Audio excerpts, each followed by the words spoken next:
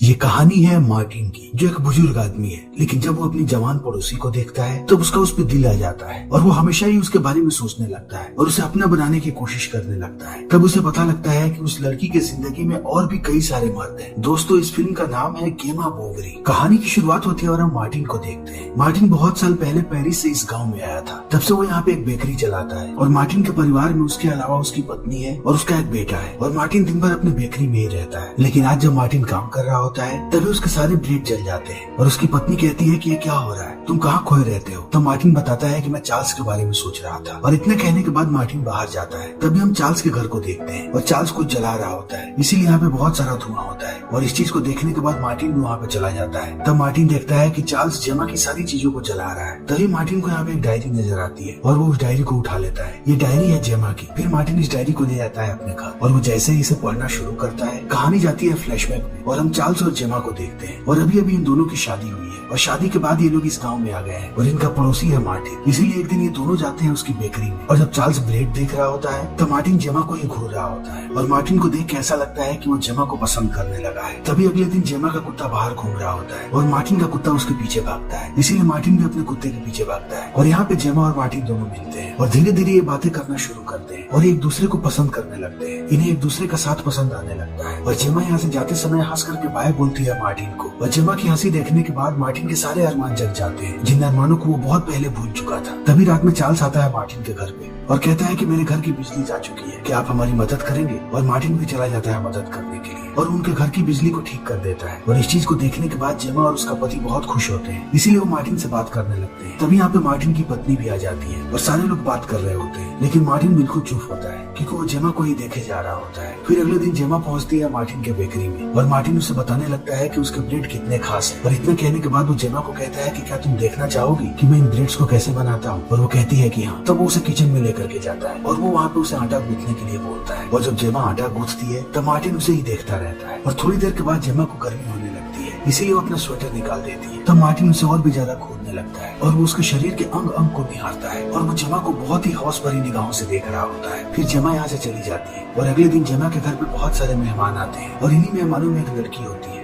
जो बहुत ही फिट और बहुत ही खूबसूरत होती है। इसीलिए जेमा उससे बात करती है और कहती है कि तुम इतनी फिट और इतनी खूबसूरत कैसे हो। तब वो कहती है कि मैं रोज एक्सरसाइज करती हूँ और इतना कहने के बाद वो अपना पूरा रूटीन बताती है जेमा को और जेमा इन सारी चीजों से बहुत प्रभावित होती है, इसीलिए वो भी अगले दिन से जॉगिंग स्टार्ट कर देती है और उसका रूटीन ऐसे ही चलते जाता है। तभी एक दिन मार्टिन मिलता है जेमा से और कहता है कि आजकल तुम मेरी दुकान पे नहीं आती ब्रेड लेने के लिए। तब वो बताती है कि आजकल उसने डाइटिंग शुरू की है और इतना कहने के बाद वो जाने लगती है, लेकिन वो जैसे ही थोड़ी दूरी पे जाती है वो चिल्लाने लगती है। तब मार्टिन उसके पास जाता है और कहता है कि क्या हुआ। तब जेमा बताती है कि उसके कपड़ों के अंदर कोई कीड़ा घुस चुका है जो उसे काट रहा है, इसीलिए वो मार्टिन को कहती है कि उसके कपड़े उतारे और मार्टिन इसके कपड़े का बटन खोलने लगता है और बटन खोलने के बाद वो देखता है कि अंदर एक कीड़ा है। फिर वो कीड़े को बाहर निकालता है और कहता है कि ये एक जहरीला कीड़ा है, मैंने कीड़े को तो निकाल दिया है लेकिन अब मुझे लगता है कि मुझे इसके जहर को निकालना चाहिए। तब जेमा कहती है कि जल्दी जहर को निकालो। तब मार्टिन कहता है लेकिन मुझे इसे चूस करके निकालना पड़ेगा। तब जेमा कहती है कि जैसे करना है वैसे करो और अब मार्टिन उसके जहर को चूसने लगता है। तभी यहाँ पे एक लड़का आ जाता है जिसका नाम है हार्वी और वो इन दोनों को इस हालत में देखने के बाद समझ नहीं पाता है कि ये दोनों क्या कर रहे हैं, इसीलिए वो पूछता है कि आप लोग क्या कर रहे हैं। तब मार्टिन बताता है कि इसे एक कीड़े ने काट लिया है और वो कीड़ा जहरीला है, इसीलिए मैं जहर चूस रहा था। और अब ये लोग बातें कर ही रहे होते हैं तभी जेमा बेहोश होकर के नीचे गिर जाती है, इसीलिए मार्टिन और हार्वी उसे उठाते हैं और हार्वी अपनी गाड़ी में बैठा करके जेमा को ले जाता है डॉक्टर के पास और जल्दी ही डॉक्टर उसे ठीक कर देता है और जेमा होश में आ जाती है। तभी लोग वापस आने लगते हैं, लेकिन अब जेमा हार्वी को ही देख रही होती है और जेमा को देखने के बाद ऐसा लगता है कि वो हार्वी को पसंद करने लगी है और हार्वी को देखते देखते जेमा मार्टिन के कंधे पे सर रख के सो जाती है और ये लोग घर पहुंच जाते हैं। लेकिन अगले दिन जब जेमा मार्केट में होती है तभी उसके पास हार्वी आता है और जेमा हार्वी को देखने के बाद बहुत खुश होती है और ये दोनों बातें करने लगते हैं और दूर से मार्टिन इन दोनों को बातें करते हुए देख रहा होता है और वो सोचने लगता है कि आखिर ये दोनों क्या बातें कर रहे होंगे। और मार्टिन यहाँ पे इस बात को समझ जाता है कि हार्वी सिर्फ जेमा के साथ सोना चाहता है और वो उसके साथ प्यार में कभी भी नहीं पड़ेगा। और अब जेमा और हार्वी ऐसे ही बातें करते हैं और थोड़ी देर के बाद अपने अपने घर चले जाते हैं और जब जेमा अपने घर पहुँचती है तब चार्ल्स उसे बताता है कि वो एक पार्टी देना चाहता है, इसीलिए वो चाहता है कि जेमा मार्केट जाए और शराब खरीद करके लाए। और जेमा भी मार्केट चली जाती है शराब लेने के लिए, लेकिन जब वो दुकान में घूम रही होती है तभी उसकी मुलाकात फिर से हार्वी से होती है और ये दोनों बातें करने लगते हैं और जेमा उसे पूरी बात बताती है। तब हार्वी उसे बताता है कि उसे कौन कौन सी शराब खरीदनी चाहिए और जेमा उन्हीं शराब की बोतलों को लेती है जिन बोतलों के बारे में उसे हार्वी ने बताया है और अब हार्वी यहाँ से जा चुका होता है। फिर जेमा शराब खरीदती है, अपनी गाड़ी में रखती है और यहाँ से निकल पड़ती है, लेकिन मार्टिन इन सारी चीजों को देख लेता है, इसीलिए वो जेमा का पीछा करने लगता है क्योंकि उसे लगता है कि जेमा अब अपने घर जाएगी, लेकिन जेमा अपने घर नहीं जाती और वो आगे निकल जाती है और मार्टिन उसका पीछा करते रहता है। और थोड़ी देर के बाद जेमा पहुंचती है हार्वी के घर पे और वो उसके अंदर चली जाती है और मार्टिन बाहर उसका इंतजार करने लगता है और वो अपने मन में अजीबोगरीब चीजें सोचने लगता है कि आखिर ये दोनों घर के अंदर क्या कर रहे होंगे। लेकिन थोड़ी देर के बाद वो अपने मन को बनाता है और कहता है कि ये दोनों बस बैठ करके शराब पी रहे होंगे। और इतना कहने के बाद वो भी घर आ जाता है। तभी हम देखते हैं कि चार्ल्स के घर पे रात में पार्टी हो रही है और इस पार्टी में मार्टिन भी आया है, लेकिन मार्टिन अभी भी सिर्फ और सिर्फ जेमा को देख रहा है। तभी मार्टिन की नजर पड़ती है जेमा के गले पे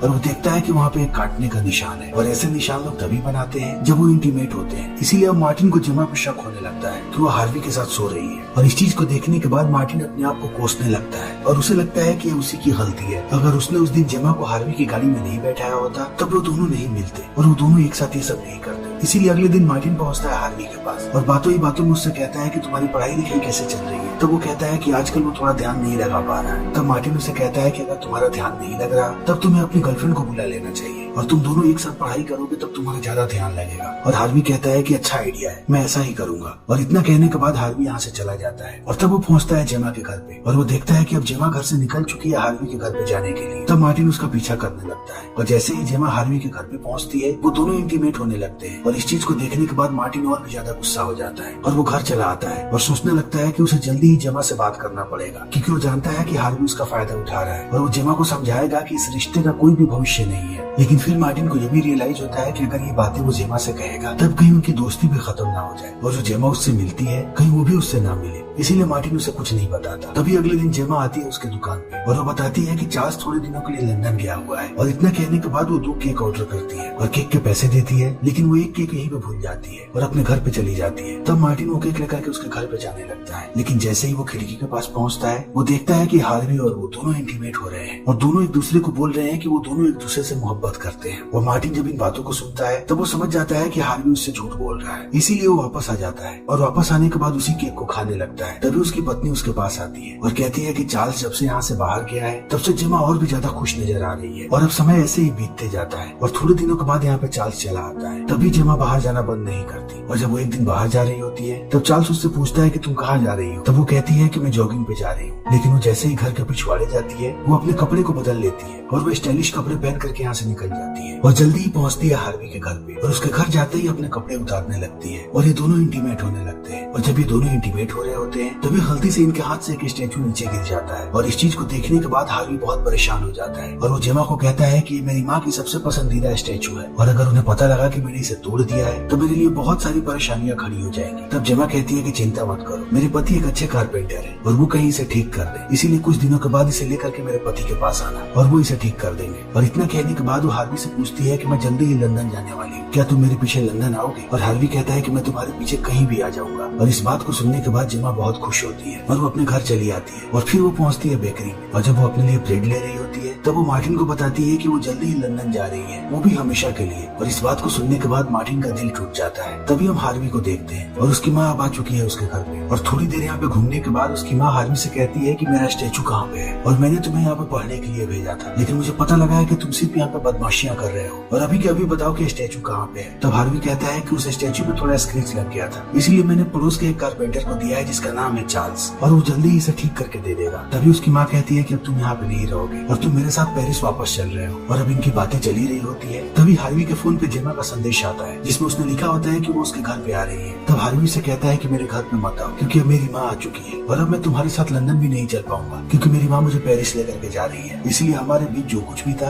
अब सब खत्म। तभी हम जेमा को देखते हैं जो उसके घर के दरवाजे पर ही होती है और इस संदेश को पढ़ने के बाद वो पूरी तरीके से टूट जाती है और अब उसकी आंखों में आंसू भी होते हैं, इसीलिए वो रोती ही वापस चली जाती है। तभी अगले दिन हम हार्वी की माँ को देखते हैं जो जाती है चार्ल्स के पास और कहती है कि मेरे बेटे ने आपको एक स्टैचू दिया था ठीक करने के लिए, क्या वो ठीक हो चुकी है। तब चार्ल्स कहता है कि मुझे कोई भी स्टैचू नहीं मिला। और इस बात को सुनने के बाद अब हार्वी की माँ झगड़ा करने लगती है चार्ल्स से और बहुत देर तक इनकी बातें होती है। उसके बाद वो अपना कार्ड देती है चार्ल्स को और यहाँ से चली जाती है और थोड़ी देर के बाद वो हार्वी को भी लेकर के यहाँ से निकल जाती है। और जब मार्टिन इस चीज को देखता है तब वो बहुत खुश होता है। तभी चार्ल्स ये सारी बातें जेमा को बताता है और वो देखता है कि जेमा बहुत उदास है। फिर थोड़ी देर के बाद जेमा चार्ल्स से कहती है कि मैं तुम्हें कुछ बताना चाहती हूँ और इन बातों को सुनते ही चार्ल्स समझ जाता है कि जेमा ने उसके साथ चीटिंग की है, इसलिए वो गुस्सा हो जाता है। फिर वो अपने सामान को पैक करता है और जेमा को यहीं छोड़ करके अकेला लंदन निकल जाता है और समय ऐसे ही बीतने लगता है। लगता है। फिर हम मार्टिन को देखते हैं जो अपने कुत्ते के साथ खेल रहा होता है। तभी वो जेमा के कुत्ते को देखता है। फिर वो उसे उठाता है और लेकर के आता है जेमा के पास। तब जेमा उसे घर के अंदर बुलाती है और अंदर बुलाने के बाद वो उसे एक लेटर देती है। तब मार्टिन वो लेटर पढ़ने लगता है। ये लेटर लिखा है हार्वी की माँ ने और उसने इन लोगों को धमकी दी है कि अगर जल्द से जल्द इन लोगों ने उसका स्टैचू से नहीं लौटाया तब वो इन पे केस करेगी और इन्हें कोर्ट तक घसीट करके ले जाएगी। और इस चीज को सुनने के बाद जेमा कहती है कि अब हमें क्या करना चाहिए। तब मार्टिन कहता है कि मुझे सोचने के लिए थोड़ा समय चाहिए, फिर मैं तुम्हें बताऊंगा। और इतना कहने के बाद वो यहाँ से चला जाता है। तभी यहाँ पे आता है जेमा का एक्स बॉयफ्रेंड जिसका नाम है पैट्रिक। और पैट्रिक को देखते ही जेमा पूछती है कि तुम यहाँ पे क्यों आए हो। तब वो कहता है कि मैं तुमसे माफी मांगने आया हूँ और हमारे बीच जो कुछ भी हुआ वो बहुत ही गलत था,